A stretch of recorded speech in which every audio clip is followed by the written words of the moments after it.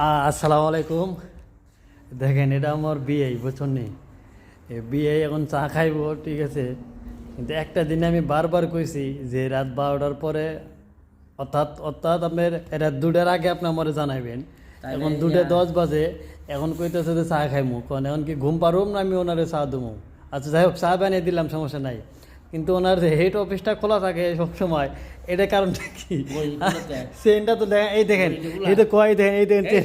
না না না না না, আমি দেখি চেন খোলা কিনা। হ্যাঁ, এই লোকটার আমি কি করুম কোন, আমি কিছু বুঝতেছি না।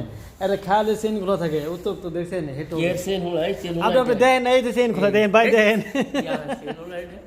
হ্যাঁ, আপনি দেখেন, আপনি চেন তো না খোলা থাকে, আমি মোবাইল এটা ভাঙ্গম, এটা দর্শকের সামনে করতেছি আমি মোবাইল ভাঙ্গম, চেন তো খোলাই, আপনি দেখেন